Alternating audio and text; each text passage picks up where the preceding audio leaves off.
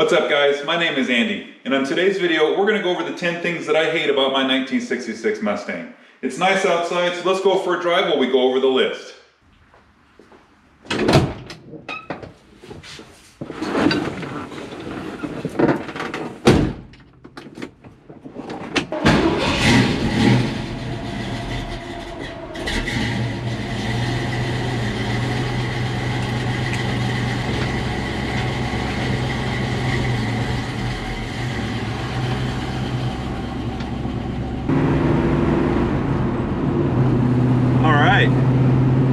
So this list of 10 things, it's not really in any particular order. I just wrote down 10 things that I don't really like about this car.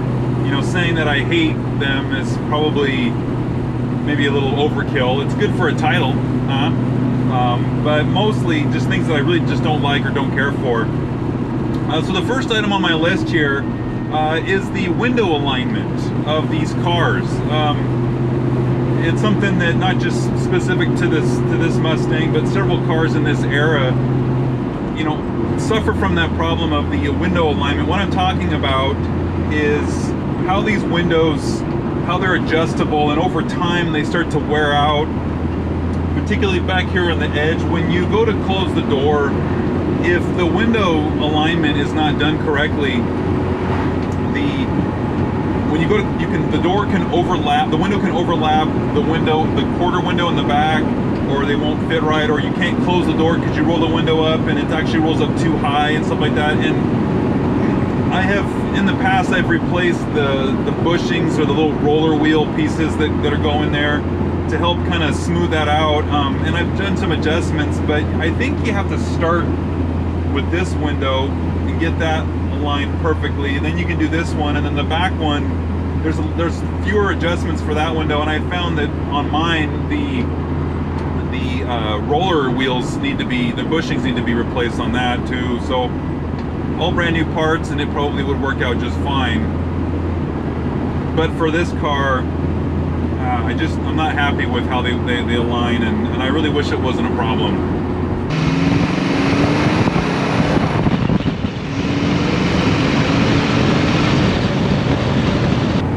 Number 9 on my list here is the low headers. I didn't have to buy the headers that are on the car now.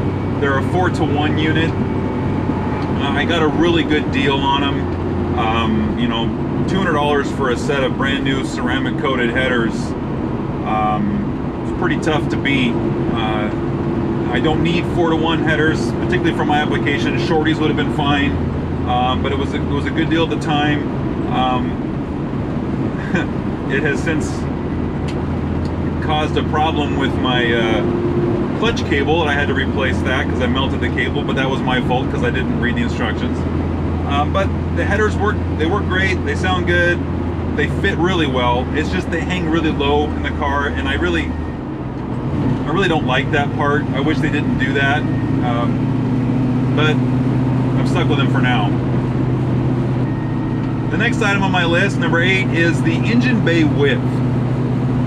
The width on this car, in the 65, 66 Mustang, there's not a lot of room in there, particularly for the motor, and then more so the headers. In fact, a lot of the headers that we can buy for our car have to be that small gap between the heads and the shock tower. They have to take that into consideration when they design headers, and unfortunately that limits what can be made for our cars and limits the motor that we can put in there. I do know that in 67, 68, you know, they did a wider setup, so that's a lot more conducive to a motor swap or different headers. But for this car, we're stuck with the skinny motor, or the skinny width of the engine bay.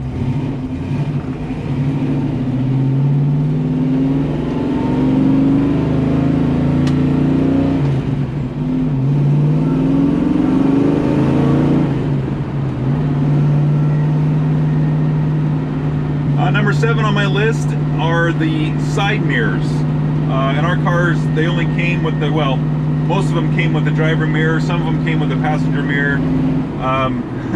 These mirrors are, well, by today's standards, they're weak, right?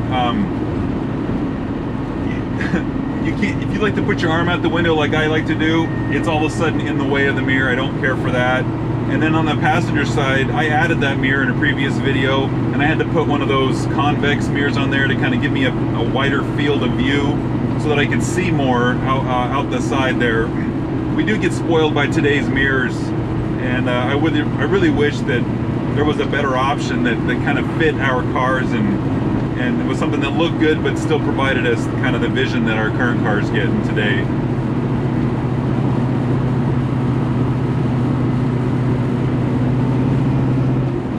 Number 6 I have on my list is the gearing. I say that because so the car that when I bought it, well, this car came with a 3-speed. When I bought it, it had a 4-speed. It had a T10 T10 side loader, and then it had with a 280-to-1 rear end with the open diff. I had replaced the ring gear and pinion and the differential in the rear with 355-to-1 gear ratio, and then the traction lock limited slip setup, and that instantly made this car much better to drive. And that was fine, but I knew I was going to do a T5 swap eventually, and now that I have the T5 swap with the gearing in the T5, it kind of put that rear end almost back to where it was before. So I kind of need to go in and maybe do 380-to-1 or maybe 410, 411, whatever the next, to get it back to where it was right after I did that rear end. So I say the gearing on this is something I don't like now because of where it is now, because of putting this T5 in here. Number 5 on my list is the seats, and particularly the driver's seat. It's got that torn vinyl. It's just something, you know, the car's 55 years old.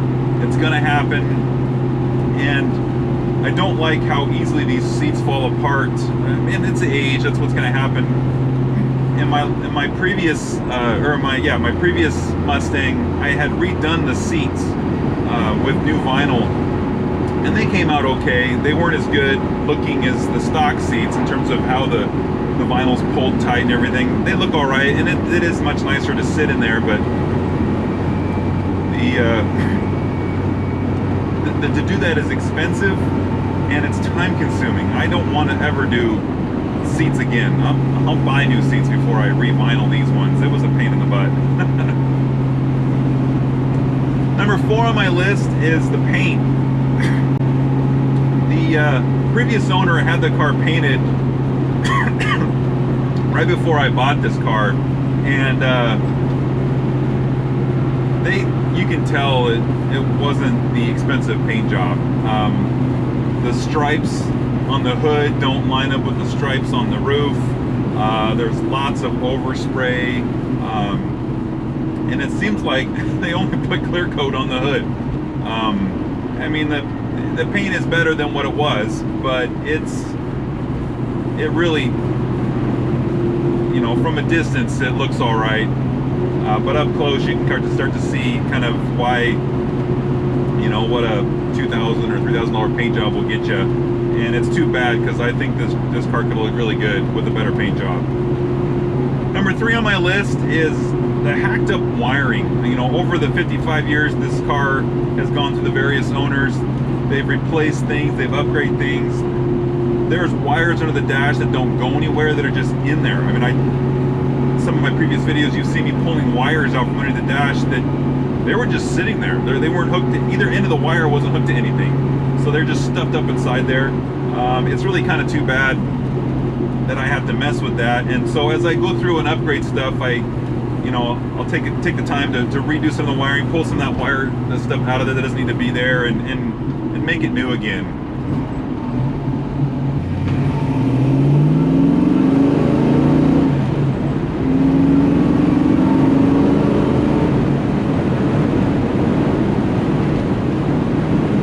Number 2 on my list is the Coupe. I'm a big fan of the fastback, and the prices of the fastback just don't, it's just hard for us to get into one of those, and so most of us are stuck buying the Coupe. You know, I think the car looks good for what it is, but I'd much rather have the fastback, and I just can't afford to get into one. I'm happy where I'm at right now with this car and how it's going, but I really don't like the coupe. I like the fastback much better. And the last item on my list is the rust. You know, there's certain spots on this car that have a rust problem. My floors are good, quarter panels are fine, but there's spots of rust everywhere that really I need to take this car down and start getting rid of that rust. I had taken care of some of it when I was doing the T5, but there's several places throughout the car that the rust is just going to get worse over time, and I really wish that wasn't something that was a problem for these cars. And particularly as they get older, that rust is going to become a bigger issue. So that's really kind of the last thing on my list is the rust. I just don't like it on this car, and I wish I didn't have it. Alright guys, thank you for sticking with me on this list of 10 things that I hate about my 1966 Mustang. If you guys like the video, give me a thumbs up. And if you guys subscribe, I'd appreciate it. It helps my channel out. And we'll see you guys in the next one.